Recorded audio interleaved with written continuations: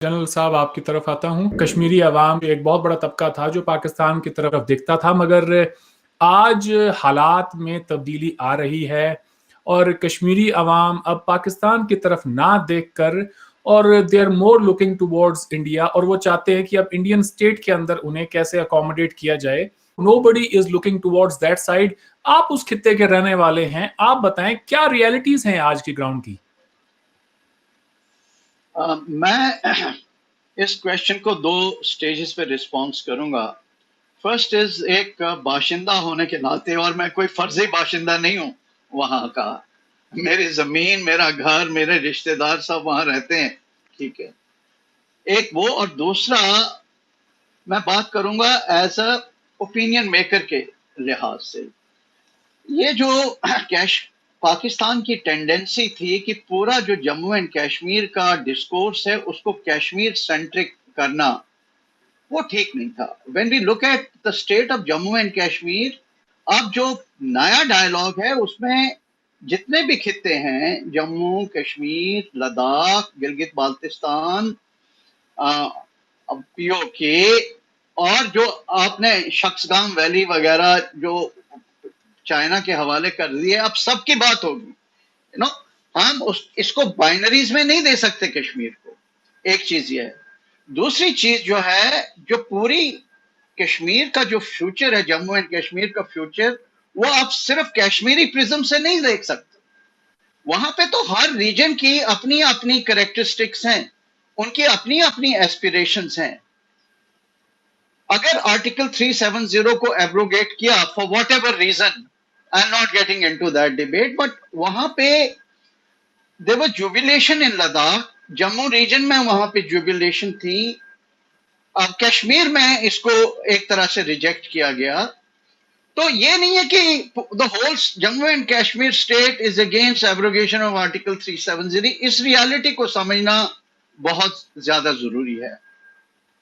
अब मेरे जो हवाले से जो प्रॉब्लम है कि वहां के लोग ये चीज समझ चुके हैं कि Indian state is a huge state, ठीक है। और एक बहुत डिफिकल्ट है इस प्रोसेस को रिवर्स करना। लेकिन जो वहां की, ये एक इमोटिव इशू है, मैं ये इस चीज से इनकार नहीं करता कि ये एक इमोटिव इशू नहीं है और इसका कोई ग्राउंड के ऊपर असर नहीं पड़ेगा। लेकिन वहां से ज्यादा जो जरूरी चीजें हैं, जिनसे लोग ज्यादा वहां पे मायूस हैं, वो है जो रिस्ट्रिक्शंस वहां पे लगी, जो हालात की मजबूरी थी। अगर इंडिया इस वक्त वहां पे जो नया आत्मनिर्भर भारत है या नया कश्मीर के तहत पे जो उन्होंने वहां पे पैकेजेस दिए हैं वो करें, गुड गवर्नेंस करें, डेवलपमेंट करें, पॉलिटिकल रीबूटिंग करें, यूथ के साथ एंगेजमेंट करें, तो with the passage of time it will become a new reality. लेकिन जो स्टेटहुड की एस्पिरेशन है वो बहुत ज्यादा है, उसको रिस्टोर करना जो है, that is a very popular sentiment. Similarly delimitation को लेके, और जो आपका जो डोमिसाइल सर्टिफिकेट है, जो उनकी यह है कि हमारी जमीन यहाँ पे ले जाएंगे, यहाँ से यहाँ पे डेमोग्राफिक इन्वर्शन हो जाएगी, ये जो जो खदशात उनके हैं उनको एड्रेस करना पड़ेगा इंडियन गवर्नमेंट को। एक बार यहाँ का माहौल ठीक हो, हमें ये नहीं पता कि गिलगित बाल्टिस्तान का क्या स्टेटस होगा, इलेक्शंस होंगे, प्रोविजनल स्टेटस दिया जाएगा, नहीं दिया जाएगा। शायद ऐसा भी सुनने में आ रहे हैं कि पाकिस्तान ऑक्यूपाइड कश्मीर में कुछ चेंजेस इस तरीके से ले आएंगे so that it becomes de facto part of Pakistan. Lot of things, there are so many things which are boiling in the pot. तो इस सब चीज को मद्देनजर रखते हुए एक रियलिस्टिक तरीके से I would say let's have a de novo look at the whole paradigm of Jammu and Kashmir, and rather than having these reactive, absolutely knee-jerk kind of approaches, hype ना create करें, be realistic. कोई hype create करेंगे, it will fall through. Take incremental steps, take a realistic position, and with this passage of time, invest in enduring peace and stability. And I'm sure that you don't need a rocket science to bring about peace and stability in the entire region. जी, बहुत खूब। I am sure जो viewers अभी programme देख रहे होंगे उन्हें एक बात मुस्बत दिखाई देगी कि यहाँ पे ब्लेम गेम से हटकर हम एक बहुत ही पॉजिटिव डिस्कशन उसकी तरफ जा रहे हैं। लेकिन अ, भारत की तरफ से एक बहुत बड़ा इशू ये भी है कि बातचीत हो पाकिस्तान के साथ, लेकिन उससे पहले talks and terror can not go together. Terrorism हमारी तरफ से एक बहुत बड़ा इशू रहा है। बासित साहब, आज से तकरीबन 1.5-2 साल पहले मैं पाकिस्तान गया, तो जाने से पहले लोगों ने जो है मेरे इलाके के जो बुजुर्ग हैं वो सारे आए, उन्होंने कहा कि बेटा हमें पता चला है तुम कल लाहौर जा रहे हो। मैंने कहा जी जा रहा हूँ। तो उन्होंने कहा कि हमारा एक पैगाम लेते हुए जाना। मैंने कहा जी बताएं। तो उन्होंने कहा कि अपने दोस्तों से वहां कहना कि इनफ इज इनफ, अब हम मार नहीं खाएंगे, कुछ और हो ना हो लेकिन अब मार नहीं खाएंगे, ये हमने तय कर लिया है।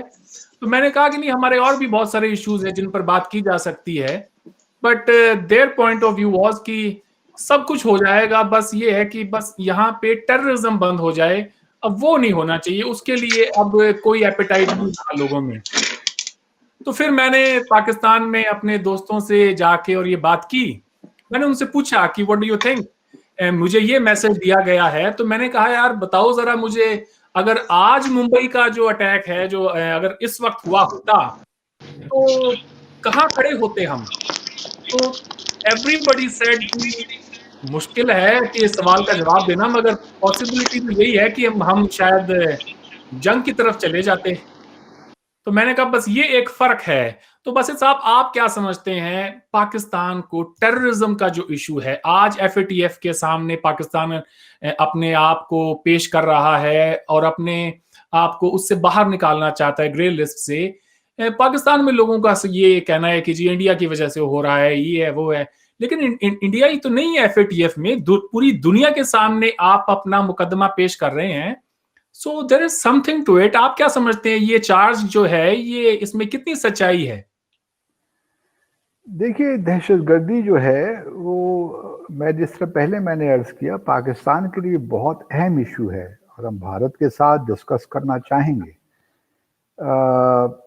मैं आपके जो मुशीर हैं, नेशनल सिक्योरिटी एडवाइज़र हैं अजीत डोवल साहब के साथ मेरी बहुत सी मुलाकातें हुई हैं और मैंने एक मुलाकात में, अब मैं आपके लिए दिलचस्पी के लिए कह ही देता हूं कि एक मुलाकात में मैंने उनका डॉक्टरिन है, डिफेंसिव ऑफेंस डॉक्टरिन, उसके बारे में मैंने उनसे पूछा, क्योंकि पाकिस्तान में भारत हमारे खदशात हैं कि भारत अफगानिस्तान के ज़रिए पाकिस्तान को डिस्टेबलाइज करना रखना चाहता है, गवादर सी पैक को इस्टेब्लिश नहीं होने देता, फिर एक ग्लोबल एजेंडा भी है यूएस का, वो भी BRI के खिलाफ है।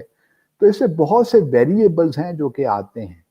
तो अभी पिछले दिनों देखिए ना, बलोचिस्तान लिबरेशन आर्मी ने कबूल किया हमारे 20 जो हमारे सिक्योरिटी एहलकारों को शहीद कर दिया गया दहशतगर्दी की वहाँ पे। तो पाकिस्तान के अंदर भी ये खदशात भारत के वीज़ावी भारत हैं। तो ये नहीं है कि सिर्फ एकतरफा मामला है, ये पाकिस्तान के पास भी बहुत से शवाहिद मौजूद हैं, हम भी भारत के साथ डिस्कस करना चाहते हैं। लेकिन क्वेश्चन वहीं पे आके रुकता है कि अगर इस बार इंगेजमेंट होती है बायलैटरली या किसी तौर भी, तो उसको किस तरह मीनिंगफुल बनाया जाए।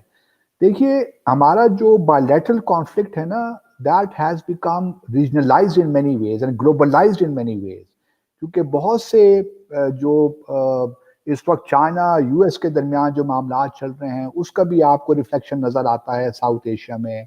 इस तरह जो भारत और पाकिस्तान के दरमियान जो मामला चल रहे हैं उसका रिफ्लेक्शन आपको नज़र आता है अपने रीजन में, अफगानिस्तान में सार्क को लेकर जो मामला चल रहे हैं, फिर चाइना और भारत के दरमियान जो इस वक्त एक कसर चल रही है उसका भी आपको रिफ्लेक्शन नज़र आता है इस पूरे रीजन की सियासत में, डिप्लोमेसी में।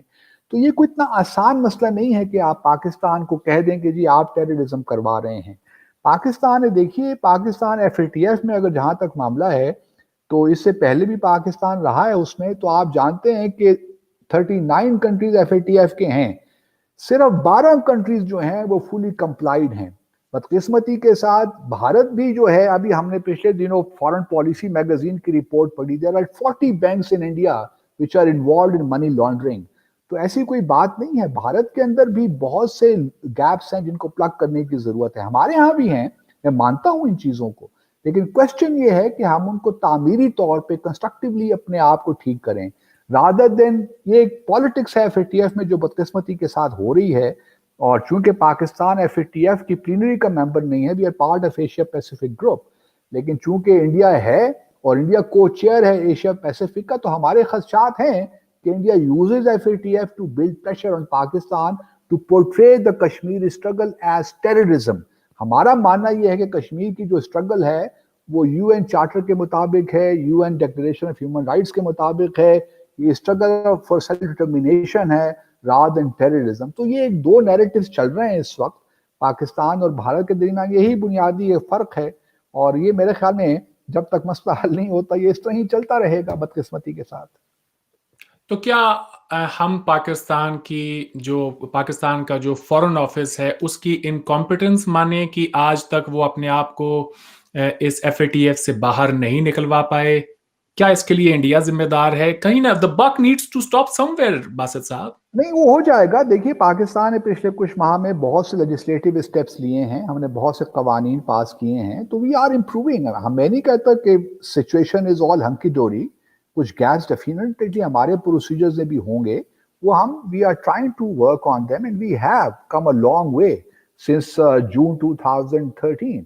अब मेरा अपना ख्याल ये है कि FATF में जहां तक ताल्लुक है, अगर इस साल अगले हफ्ते नहीं तो कम से कम अगले साल फरवरी जून तक Pakistan should be out of the grey list, क्योंकि इस वक्त हमारे पास बदकिस्मती के साथ 12 वोट नहीं है which is required to remove us from the grey list. लेकिन हम ब्लैक लिस्ट भी होने नहीं जा रहे, वो भी नामुमकिन नजर आता है। तो एक इस वक्त की सिचुएशन रहेगी, बट अगले साल फरवरी जून तक I am seeing Pakistan out of the grey list.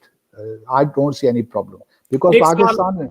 जी फरमाइए। एक सवाल आपसे पूछना चाहता हूं, वो ये है साहब कि मोहिद यूसुफ साहब ने जो इल्जामात लगाए और ये कहा कि आर्मी पब्लिक स्कूल के अटैक के अंदर इंडिया की इन्वॉल्वमेंट थी और हमारे पास उन हैंडलर्स के कॉल डिटेल्स हैं, तो ये तो बहुत बड़े चार्जेस हैं। इस पर तो इंडिया के ऊपर एक बहुत बड़ा मुकदमा बन सकता है आलमी दुनिया के अंदर। इमरान खान साहब 2 बार UN जनरल असेंबली से खिताब कर चुके हैं, एक तो अभी उन्होंने हाल ही में किया रिसेंट में, तो क्या NSA ने उनको एडवाइस नहीं किया कि खान साहब आप इस पर भी बात करें और दुनिया को बताएं? एक पूरी दुनिया सुन रही है, उनको बताएं कि इंडिया ने क्या किया है। एज एन आउटसाइडर मुझे ऐसा लगता है कि ये सिर्फ एक महज चार्ज जो है लगाने की बुनियाद तक ही है, उससे ज्यादा कोई बात बनती नहीं है, क्योंकि पूरी दुनिया के अंदर आपको सबूत पेश करने पड़ते हैं अगर आप कुछ चार्ज लगाते हैं कुछ और। आप ये नहीं कि टेलीविजन शो में बैठ के, और वो भी एक ऑनलाइन मीडिया पे बैठ के उन्होंने इस तरह की सरी सी बात कर दी कि जी हमारे पास इतने बड़े सबूत हैं।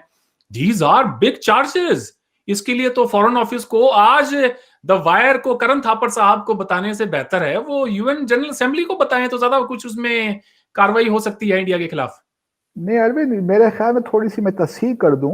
आपको याद होगा 16 दिसंबर 2014 में ये वाक़या हुआ था, और अगले ही दिन general Raheel Sharif accompanied by DG ISI they traveled to Afghanistan and they shared with the Kabul government then कि ये हमने इंटरसेप्ट हमारे ये हैं, हमने सारी डिटेल्स उनको दी थी। और उस वक्त भी यही सबूत जो हम आज मोदी साहब जिनका जिक्र कर रहे हैं वो वहां भी हमने शेयर किए थे, और ये शेयर हमने US के साथ भी किए हैं। ये चूंकि बहुत अरसे के बाद ये चीज़ सामने आई है तो भारत के शायद लोगों को इल्म नहीं है, मैं इसीलिए याद दिलाना चाहता हूँ। कोई नई बात नहीं की उन्होंने, थोड़ा एम्फेसिस ज़्यादा हो गया, ठीक है, लेकिन क्वेश्चन ये है कि सारी जो मालूमात हैं, इंफॉर्मेशन है, हमने सिर्फ काबुल गवर्नमेंट के साथ नहीं बल्कि दूसरी गवर्नमेंट के साथ भी शेयर की हुई हैं।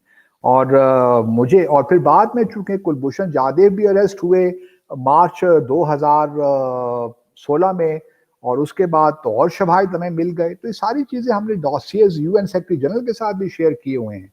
तो आई डू नॉट सी कि इतना क्यों जो है ब्रूहाहा है इस वक्त। ऐसी कोई बात मेरे हिसाब से, क्योंकि मैं प्रीवी हूँ दोस्त डिटेल्स का जो हमने शेयर की हुई हैं दुनिया के साथ, तो कोई नई चीज़ नहीं हुई। लेकिन बहरहाल क्योंकि बहुत अरसे के बाद किसी टेलीविज़न शो पे ये चीज़ आई है पाकिस्तान की तरफ से, तो शायद वो लग रहा है कि कोई नई चीज़ें हमने पेश कर दी हैं। नई चीज़ कोई भी नहीं है, ये सारी वही चीज़ें हैं जो हम पहले गवर्नमेंट ऑफ काबुल के साथ भी कर चुके हैं और UN सेक्रेटरी जनरल के साथ भी कर चुके हैं।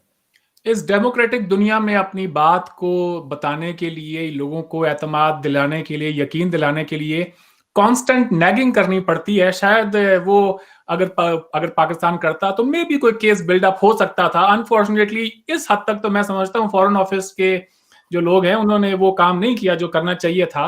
जनरल साहब, मैं आपकी तरफ आता हूँ। हमारे जो खदशात हैं हिंदुस्तान की तरफ से टेररिज्म को लेकर, क्या जिस तरह से अब्दुल बासित साहब कह रहे हैं कि everything is slowly things are improving and Pakistan is trying to do its bit, what do you think? कोई हमें कोई मेजर चेंजेस दिखाई दे रहे हैं और things are still the same?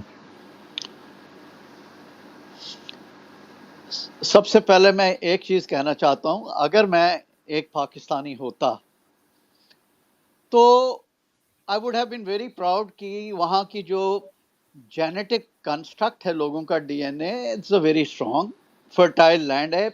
History में उनका एक बहुत ही बड़ा इंपॉर्टेंट रोल रहा है इंडियन सब कॉन्टिनेंट की हिस्ट्री में। ठीक है, ऑल रोड्स टू इंडियन सब continent they came from Pakistan. तो एक बहुत ही नेचर ने उनको इतनी ब्यूटीफुल जियो स्ट्रेटेजिक लोकेशन दी है which can very easily B leveraged for the good of Pakistan. लेकिन सबसे बड़ी प्रॉब्लम है पाकिस्तान के अंदर is the internal balancing. Internal balance हो नहीं पा रहा एंड उसके चार जो इश्यूज जो मेरे दिमाग में आते हैं, one is an identity crisis. वो सेल्फ क्रिएटेड है। बाहर वाले बोलते हैं आप बहुत अच्छे हैं, you are part of a civilizational history, लेकिन आपकी जो आइडेंटिटी है वो इशू है। Second issue is the garrison mindset कि हमें थ्रेट चाहिए ही चाहिए किसी ना किसी तरीके से, so that the primacy of a particular institution is maintain. तीसरी चीज है कि जितनी भी इंटरनल प्रॉब्लम्स हैं पाकिस्तान की, there is a tendency to externalize कि भाई इसमें कोई कॉन्स्पिरेशन थियोरी है, हमारा कसूर नहीं, किसी बाहर वाले का कसूर है। और चौथी चीज है डॉक्ट्रिन ऑफ इक्विवेलेंस। हर चीज में आप इक्विवेलेंस देखते हैं and that is where India comes handy. अब जैसे टेररिज्म की प्रॉब्लम है, 70,000 people Pakistanis have lost lives, right, which is a very big price to pay. May be great पार की राइवलरी में वो आके सैंडविच हो गए और उसके ये कॉन्सिक्वेंसेस हैं, लेकिन 70,000 आदमी तो मारे गए कि नहीं। अब इस वक्त एक इक्विवेलेंस देखना and particularly at a level of a very high dignitary, it doesn't do well.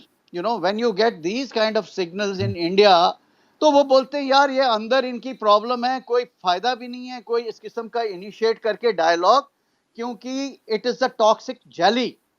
तो इससे हम किससे बात करें? ये रही तो मैक्रो लेवल जो मैं पिक्चर कर रहा हूं। छोटे लेवल पे कुछ डेमोन्स्ट्रेबल एक्शंस होने चाहिए। और what are those demonstrable actions that India is looking at? पहले जो फ्रीडम ऑफ एक्शन आपने लखवी जैसे या मोहम्मद आजहर जैसे या आपने हफीजुल सैयद जैसे लोगों को प्लेटफॉर्म दिया, विजिबिलिटी दी, आप क्या उसके ऊपर कुछ कर रहे हैं? क्योंकि they are UN declared terrorist, उनको क्यों फ्रीडम ऑफ एक्शन दिया रहा?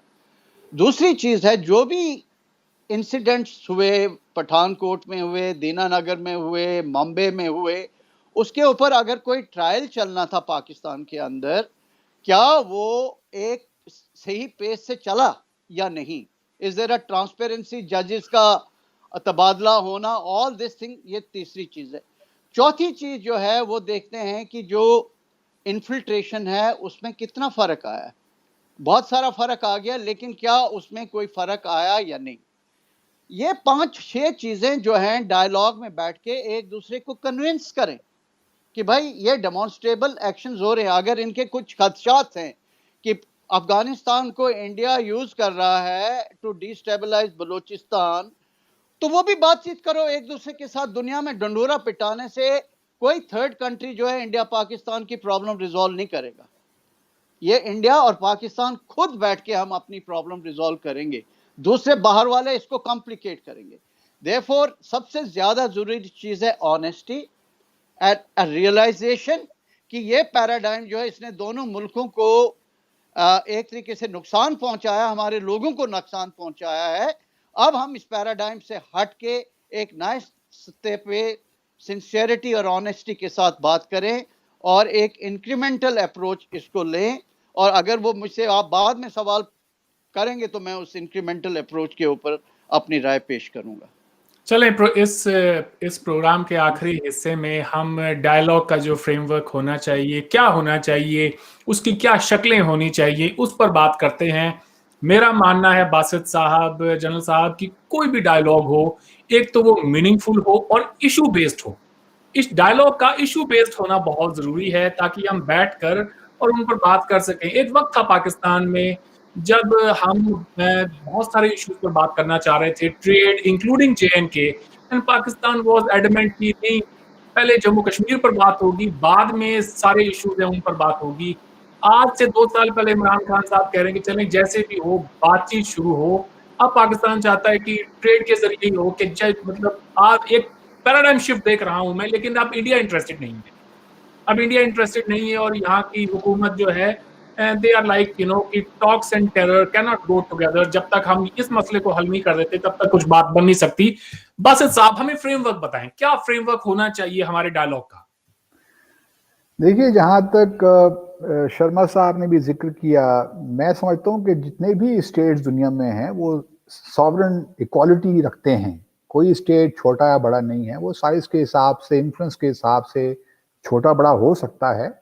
और यही प्रॉब्लम है। अगर भारत यही समझ जाए कि जितने भी स्टेट्स उसके इर्द गिर्द हैं, चाहे वो नेपाल है, भूटान है, श्रीलंका है, जहाँ तक एज मेंबर्स सॉवरेन स्टेट्स हैं और उनको उसी तरह ट्रीट करना चाहिए, तो फिर बहुत से साइकोलॉजिकल बैरियर्स भी ख़त्म हो जाएंगे।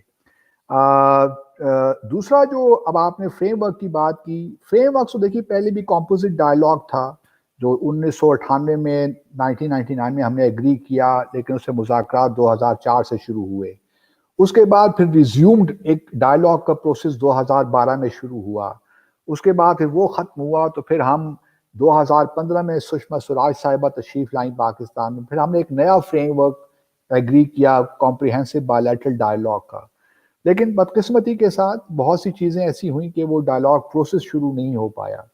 अब 5 अगस्त के बाद पिछले साल के जो इक़दामात भारत ने लिए हैं मकबूजा जम्मू और कश्मीर को लेकर, मैं देख रहा हूँ पाकिस्तान में, जिस तरह आपने कहा कि भारत में कोई अर्ज नहीं है, तो पाकिस्तान में भी कोई अर्ज नहीं है कोई मुज़ाकरात को फॉर द सेक ऑफ मुज़ाकरात शुरू कर दें।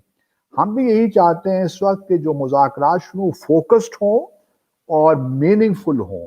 तो एक नया फ्रेमवर्क हमें बनाना पड़ेगा, और फ्रेमवर्क मैं समझता हूँ कि बायलैटरल के ज़्यादा, मेरे अगर नुक्ता नज़र से पूछें तो किसी थर्ड पार्टी की इन्वॉल्वमेंट ज़रूरी होगी, चाहे वो बिहाइंड द सीन्स ही क्यों ना हो। क्योंकि अब हम बायलैटरली, हमारे पास वो डिप्लोमेटिक स्पेस मुझे लगता नहीं है कि है इस वक्त। चूंकि आपके यहाँ भी देखिए ना, अब उड़ीसा बिहार में इलेक्शंस आ रहे हैं, फिर अगले दफ़ा वेस्ट बंगाल में इलेक्शंस आ जाएंगे। आपकी डोमेस्टिक पॉलिटिक्स भी आपको पाकिस्तान के साथ इंगेजमेंट में से एक किस्म से रोकती है। हमारे यहाँ वो सिलसिला नहीं है, हर इंतखाबात 5 साल के बाद ही होते हैं, प्रोविंशियल और स्टेट लेवल के। आपके यहाँ जो एक सिस्टम है वो अच्छा है बुरा वो मैं उससे बात नहीं करता, लेकिन बहरहाल आपकी हुकूमत की जो है वो कुछ कंपल्शंस रहती हैं फिर डोमेस्टिक ओपिनियन के लिए भी, तो उस वजह से भी कॉम्प्लिकेशंस पैदा होती हैं। लेकिन मैं ज़ाती तौर पे मेरी हुकूमत को अपनी रिकमेंडेशन यही होगी कि आप पेशेंस शो करें, डायलॉग की जल्दी नहीं है, talks not for the sake of talks alone. Talks अगर शुरू करनी है तो एक नया फ्रेमवर्क बनाना पड़ेगा, और उसके लिए बेशक आप बिहाइंड द सीन्स डिप्लोमेसी करें, बैक चैनल पे करें, लेकिन थर्ड पार्टी, चाहे वो यूएन है, कोई और कंट्री हो सकता है, नॉर्वे हो सकता है फॉर दैट मैटर, उनकी इन्वॉल्वमेंट अब जरूरी होगी to push these two countries towards a fair solution to their problems. Otherwise bilaterally अगर आप चाहेंगे तो इस तरह ही बातें होती रहेंगी, we would lose another 50-70 years, और यही मामला चलते रहेंगे, गुर्बत भी रहेगी बदकिस्मती के साथ। जो रीजनल सार्क है वो भी will be continue to be hostage to our bilateral hostility. तो आप इन चीजों से निकलने के लिए एक नया फ्रेमवर्क तो बनाना पड़ेगा। क्या शक्ल होनी चाहिए उस फ्रेमवर्क की? आप अगर होते आज तो क्या आप क्या करते? How would you reboot this process? I will focus on 2 issues. देखिए, Jammu and Kashmir and terrorism, frankly speaking, okay, और यही 2 बुनियादी इश्यूज हैं, आपके परसेप्शंस को भी लेकर और हमारे परसेप्शंस को भी लेकर। तो 2 इश्यूज हैं जिन पे हमें फोकस तरीके से बात करनी चाहिए और इसका कोई हल निकालना चाहिए। बाकी इश्यूज भी हैं और ये भी खुद ब खुद हल हो जाएंगे। अगर ये जो कश्मीर का मामला है बुनियादी तौर पे इसी से सारी चीजें स्टेम करती हैं, फ्लो करती हैं, ओरिजिनेट होती हैं।